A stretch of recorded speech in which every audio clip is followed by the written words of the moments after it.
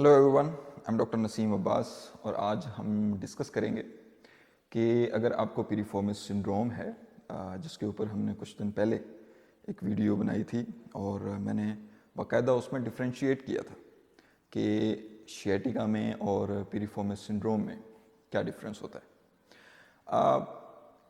इसकी रीज़न इसलिए ज़रूरी है, जैसे कि मैंने पहले भी डिस्कस की थी, कि बहुत सारे लोगों को जब पिरिफॉर्मिस सिंड्रोम होता है तो उनको ये लगता है कि हमें शियाटिका हो गया और इसको मिसडायग्नोज भी किया जा सकता है। ये बहुत कॉमन है कि डॉक्टर इसको मिसडायग्नोज कर लें, क्योंकि अगर आपकी कोई बैक पेन की हिस्ट्री है तो डेफिनेटली ये मिसडायग्नोज हो सकता है। इसलिए बहुत सारे पेशेंट्स पिरिफॉर्मिस सिंड्रोम को शियाटिका समझ के ट्रीट करते रहते हैं, जिसकी वजह से इसकी रिकवरी डिले हो जाती है, क्योंकि आप इसको टारगेट ही नहीं कर रहे हैं। इसलिए जब मैंने वीडियो बनाई और मैंने डिफ्रेंशिएट किया तो बहुत सारे लोगों ने ये रिक्वेस्ट की कि पिरिफॉर्मिस सिंड्रोम की एक्सरसाइजेस और इसका ट्रीटमेंट प्लान ये आप अपलोड कर दें।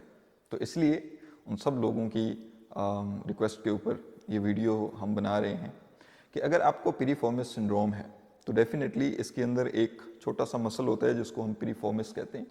ये मसल या तो स्वेल कर जाता है या फिर इसके अंदर कोई ओवरयूज इंजरी हो सकती है, जिसकी वजह से ये मसल इन्फ्लेम हो जाता है और ये इरिटेट करता है अपने नीचे से गुजरने वाली शियाटिक नर्व को।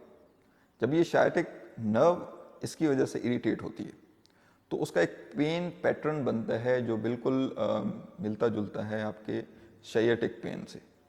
इसलिए अगर आपको पिरिफॉर्मिस सिंड्रोम हुआ है तो उसमें सबसे पहली जो एहतियात करनी है वो ये कि आपने रनिंग या कोई फोर्सफुल एक्टिविटी नहीं करनी उसके बाद, क्योंकि ये एक ओवरयूज इंजरी है। तो जब आप वॉक करते हैं या आप स्पेशली जब रनिंग करते हैं या जॉगिंग करते हैं तो आपका पिरिफॉर्मिस मसल उसके अंदर इन्वॉल्व होता है, और अगर उसके अंदर ओवरयूज इंजरी है, पिरिफॉर्मिस सिंड्रोम है, तो आपकी जॉगिंग करने से, आपकी रनिंग करने से मज़ीद इरिटेट हो सकता है। नंबर टू आपने ये करना है कि अगर ये आपको रिसेंट हुआ है तो आपने इसकी आइसिंग करनी है। आपने बर्फ़ ले लेनी है, बर्फ़ को क्रश कर लेना है, किसी कपड़े में ले लेनी है और फिर उसको 10 से 15 मिनट के लिए आहिस्ता आहिस्ता आपने उस मसल के ऊपर रख के उसकी टकोर करनी है। ठीक है, इसको हम आइसिंग कहते हैं। तो आइसिंग करनी है। इसके अलावा कुछ एक्सरसाइजेज हैं जो इसके लिए ज़रूरी होती हैं। तो इन एक्सरसाइजेज में जो सबसे पहली एक्सरसाइज है जो आपको इस वक्त स्क्रीन पे नज़र आ रही है, इसको परफॉर्म करने के लिए आपने सीधे लेटना है, फिर आपने एक साइड पे करवट ले लेनी है। आपने मेक श्योर ये करना है कि जिस साइड की पेन है वो साइड आपकी ऊपर होनी चाहिए और दूसरी साइड आपकी नीचे होनी चाहिए। उसके बाद आपने दोनों घुटने फोल्ड कर लेने हैं और आपने अपने एक हाथ को अपने हिप के ऊपर रख लेना है इस तरीके से। उसके बाद जिस टांग में पेन है उस टांग को आराम आराम से ऊपर लेके जाना है और फिर उसको नीचे लेके जाना है, फिर ऊपर लेके जाना है और फिर नीचे लेके आना है। इस मूवमेंट को आपने बहुत आराम आराम से करना है। इसमें हम आपके पिरिफॉर्मिस मसल की एक्सेंट्रिक लोडिंग करवा रहे हैं जो उसके लिए, उसकी रिकवरी के लिए बहुत ज़रूरी है। यहाँ पे एक्सेंट्रिक कंसेंट्रिक दो तरह की लोडिंग्स होती हैं, उसके अंदर आपको जाने की ज़रूरत नहीं है। जस्ट इतना याद रखना है कि इस मूवमेंट को आपने आराम आराम से इसी पोजीशन में परफॉर्म करना है। इस एक्सरसाइज को आपने 10 दफ़ा परफॉर्म करना है, उसके बाद 1 मिनट का रेस्ट लेना है और फिर आपने 10 मिनट के लिए दोबारा परफॉर्म करना है। फिर उसके बाद आपने थोड़ा सा रेस्ट ले लेना है और फिर आपने दूसरी एक्सरसाइज की तरफ चले जाना है। ये दूसरी एक्सरसाइज परफॉर्म करने के लिए आपको उल्टे लेटना है। उल्टे लेटने के बाद दोनों हाथ आपको साइड पे रख लेने हैं और फिर आपने जिस टांग में आपको पेन है उस टांग के घुटने को बेंड करना है और फिर पीछे को ऊपर की तरफ उठाना है इस तरीके से। इसको जब ऊपर उठाना है तो फिर आपने ऊपर इसको 3 सेकंड से 5 सेकंड के लिए होल्ड करना है और फिर आराम आराम से नीचे लेके आना है। इसी तरीके से आपने दोबारा फिर इसको ऊपर लेके जाना है और फिर नीचे लेके आना है।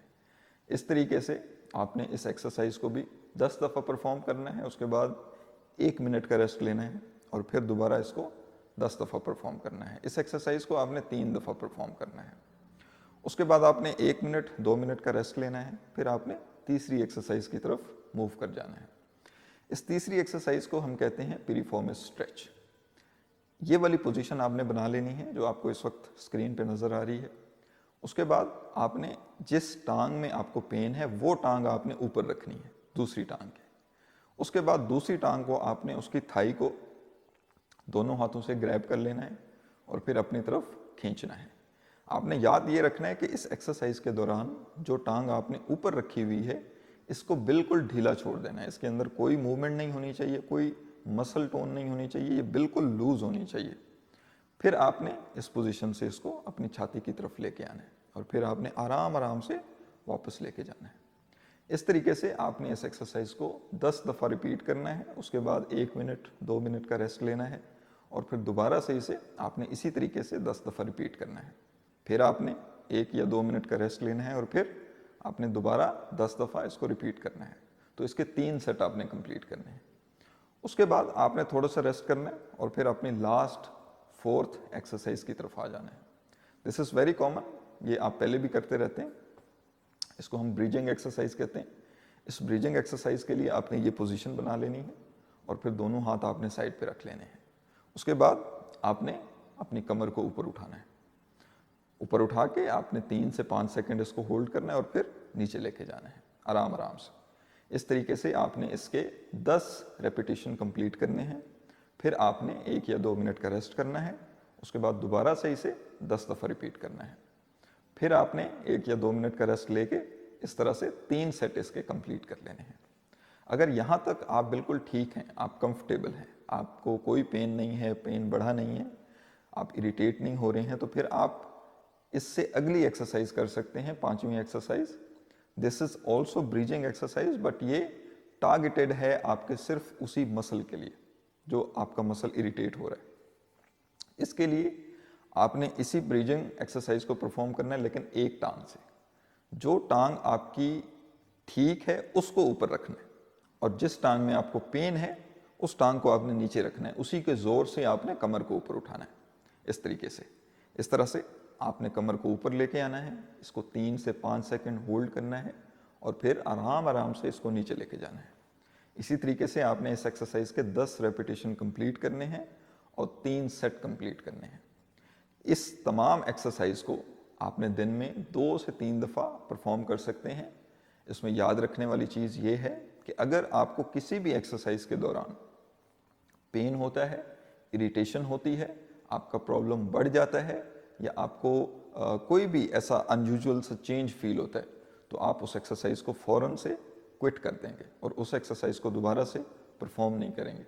ये सारा प्लान आपके पिरिफॉर्मिस मसल के लिए है। इसको अगर आप 1 वीक तक कंटिन्यू रखते हैं तो होपफुली आप पिरिफॉर्मिस सिंड्रोम में बहुत ज़्यादा रिलीफ महसूस करेंगे, और अगर आप इसे 2 वीक तक कंटिन्यू रखते हैं तो देयर इज़ अ चांस कि आप पिरिफॉर्मिस सिंड्रोम से बाहर आ सकते हैं। आई होप ये वीडियो आपके लिए फ़ायदेमंद रहे। अपना ढेर सारा ख्याल रखिए। अल्लाह हाफिज़।